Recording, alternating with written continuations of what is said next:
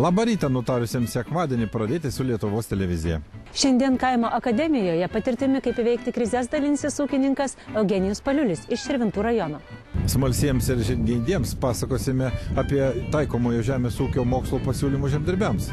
Artėjant pasėlių deklaravimo laikui svarbu žinoti, kad nuo šių metų įsigalioja kompleksinės paramos reikalavimai. Laidos pabaigoje pasakosime apie netradicinio amatų būrelį Aukštadvaryje.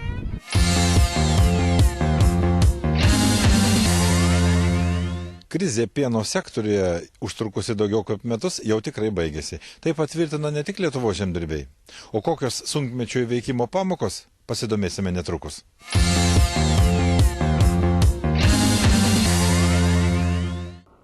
Patirtimi pasidalins vienas geriausių Širvintų rajono ūkininkų Eugenijus Paliulis. Politechnikos institutą baigęs, inžinieriaus diplomą turintis Vilnietis Meiliūnų kaime įsikūrė prieš 8 metus. Tais pačiais metais sodyba buvo pripažinta gražiausia Vilniaus apskrityje.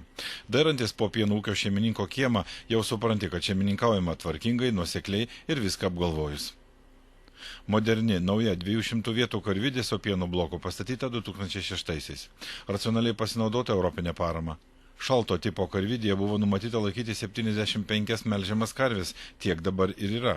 Šalia 60 veislinių telyčių. Savo darbo kabinete, aprodydamas kompiuterizuotą bandos kontrolės ir valdymo sistemą, ūkininkas pasidžiaugė melžiamų karvių sveikatos kontrolės ir šėrimo efektyvumu. Todėl dabar pieno bakterinis užterštumas 10 kartų mažesnis, o somatinių ląstelių skaičius 2 kartus mažesnis nei leidžia normos. Apžiūrėję kompiuterinės programos privalumus, susėdome aptarti, kas labiausiai padėjo įveikti sunkmetį pieno sektoriuje. Mat ir moderniai fermai dėl žemiau savikainos kritusių pieno supirkimo kainų grėsė bankrotas. Ilgai nesvarstė, paskaičiavom, kad apsimoka, reiškia, įjungėm perdirbimo cechą ir pradėjom gaminti sūris.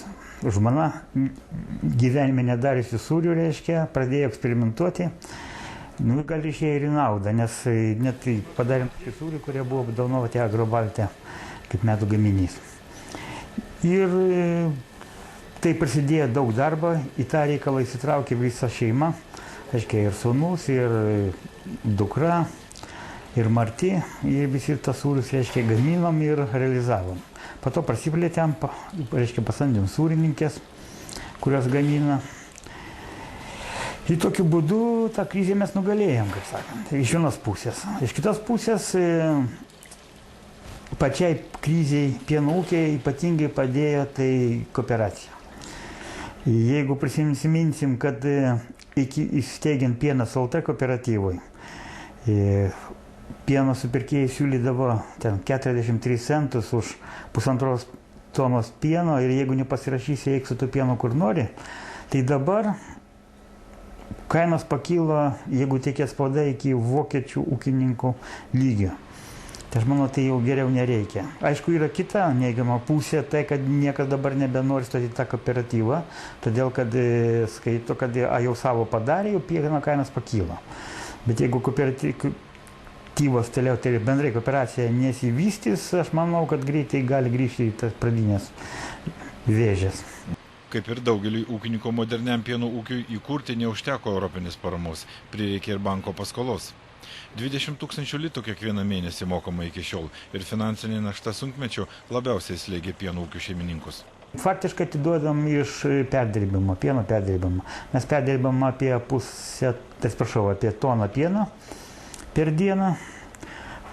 Parduodame Vilniaus turguose, o likusį pieną, kur dar liko, reiškia, nuo perdirbimo parduodame kooperatyvų Pienas LT. Sunkmečio pamokas Eugenijus įvardė paprastai. Sprendimus turi rasti kiekvienas pats. Gerai apgalvoti, su kaimynais, kolegomis pakalbėti, ne visada konsultantais ir techniką parduodančiomis firmomis pasitikėti.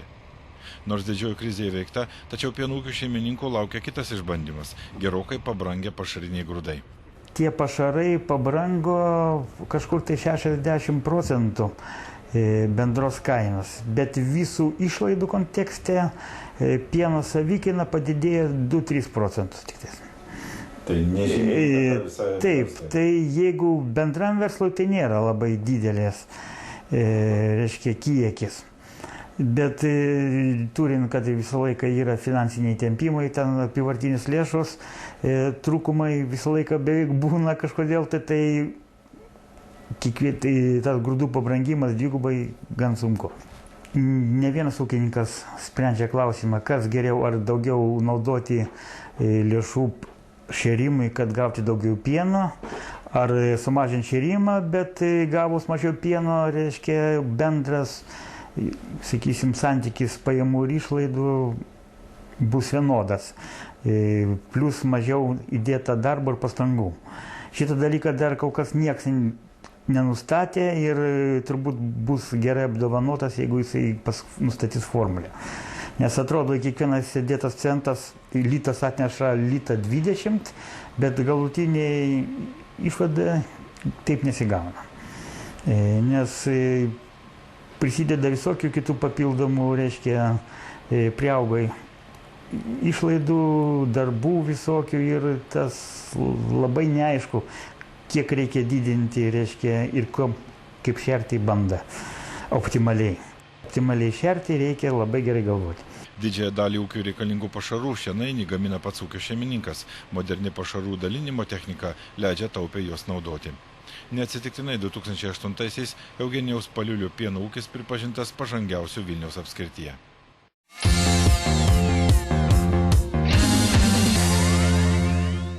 Fundamentalusis ir taikomasis mokslas. Dvi mokslo pusės, kurios viena be kitos neišsiverčia.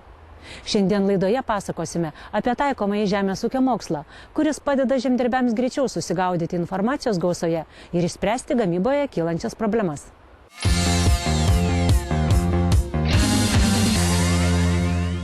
Žemės ūkio universiteto mokslo ir technologijų parkas yra ta vieta, kur suplaukia žemdirbių klausimai ir mokslininkų atsakymai.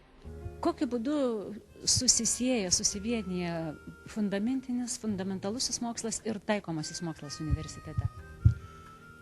Šiaip tai paskirtis mūsų Žemės ūkio mokslo ir technologijų parko ir būtų atlikti šią misiją – taikomojo ir fundamentalių mokslų įdiegimas į gamybą.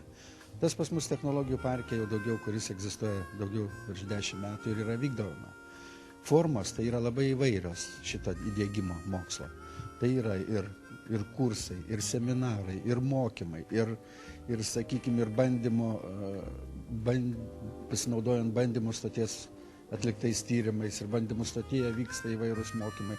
Tai reiškia, ir, sakykime, nereikia pamiršti ir parodų, kurios vyksta pas mus, tai irgi tas pats, čia yra mokslo naujovių diegimas į gamybą.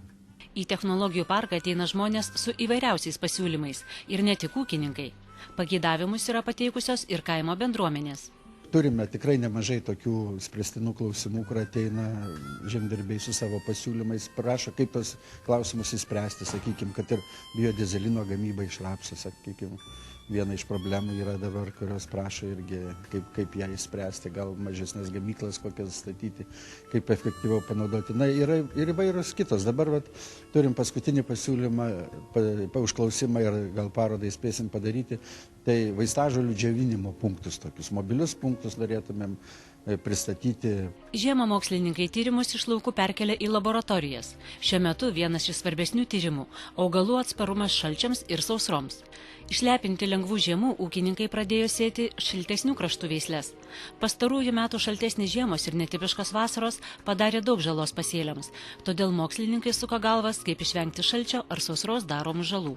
Mūsų vartotojas yra ūkininkai dažniausiai arba žemės ūkį aptarnaujančių firmų specialistai. Tai jie visą laiką būdavo tokia jų mintis, na, ten jūsų mokslas, tai jūs kažkur debesyse, sako, mums jisai nesuprantamas. Tai būtent ir paskatino po to mus vystyti labiau taikomąjį mokslą ir pritaikyti praktikoje tai, kas jau yra sukurta fundamentikai. Tai ir ūkininkai iš to laimi ir mes laimim, kadangi mes mokomės iš jų, o jie iš mūsų mokosi. Užsienio šalyse žemės ūkio taikomąją mokslui skiriamas itin didelis dėmesys. Mokslininkai sprendžia tas problemas, su kuriomis susiduria ūkininkai. Kaip sako mūsų mokslininkai, jų varomoji jėga irgi yra ūkininkai. Pasidairę po pasaulį, aplankę didžiausią žemės ūkio parodas, Lietuvon jie grįžta su daugybė klausimų mokslininkams. Anksčiau, jeigu buvo kaip patręšt, kada patręšt, tokie pagrindiniai klausimai. Šiandien jau ką panaudot, kad padidinti augalų produktyvumą, kad sumažint savikainą auginimo, kad jau būtų augalininkystė rentabili, kad ekonomiškumo to būtų daugiau. Jau taip nenori pilt trąšas į kairę, į dešinę arba pesticidus, kas buvo lengviausiai, nuo ko mes pradėjom, kad būtent tręšimas, augalų apsaugos priemonės, kaip mokės ūkininkai tada. O dabar šiandien jau žiūri tokius labai smulkius, detalius dalykus. Na, kokius klausimus dažniausiai išgirstate per susitikimus su ūkininkais, per mokymus? Dabar pagrindinis klausimas tai žemkentiškumas, nes jau praeitų metų patirtis parodė, kada pasirinkų veislės, netokias, kokias reikia, visi tos šiltos žiemos išlepino visus, kad pasirinkam pietų regionų veislės, jos derlingus viską, bet žiema parodė savo, vis tik tai, kad jinai yra pas mus nepastovi žiemos, nėra taip, kad būtų visą laiką vienodos. Ir išryškinu tokį dalyką kaip veislių pasirinkimas, tai selekcininkam. Darbo įvalės dabar, kaip tos veislės vienus reaguoja, kaip kitos reaguoja į šitas meteorologinės sąlygas. Išryškėjo vis tik tai augalų paruošimas, ko augalų reikia prieš žiemą, kad jisai normaliai žiemotų. Iš karto atsirado problema dirvožemio, suslėgti dirvožemiai. Kaip fundamentalusis mokslas atsiliepia į žemdirbių, į ūkininkų technologinius poreikius, į taikomojo mokslo šaltinį? Mes kada ruošiam specialistus, kada jie tik įstoja, tai pirmiausia ir sakom, kad jūs čia įstojo tam, kad išmokti naudoti smegenis. O smegenis yra fundamentalusis mokslas, visas ateina per smegenis.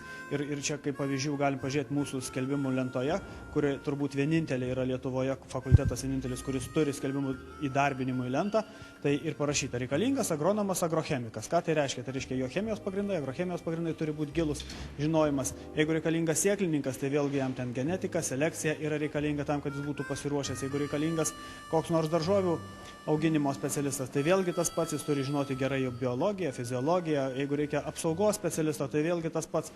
Jeigu reikia kovoti su liga, tai pirmiausia reikia žinoti, pažinti ją. Tai ir yra fundamentalieji dalykai, kurie turėtų būti ir įdėti žmonėms į galvą prieš tai, kaip jie spręsti tokias praktinės problemas jau gamyboje. Taikomojo mokslo poreikį jaučia ne tik ūkių šeimininkai. Tikriau ūkininkams rūpi, kad ir jų darbuotojai suprastų žemės ūkio subtilybes ir darbe remtųsi mokslininkų rekomendacijomis.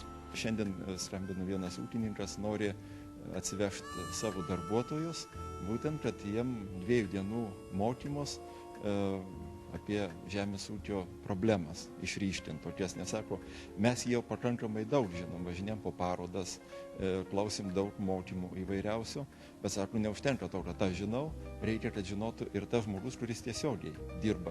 Taigi, šių dienų mokslas reikalingas ne tik mokslininkams, dabar jo siekia ir žemdirbiai, tobulindami technologijas, siekdami geresnių gamybos rezultatų.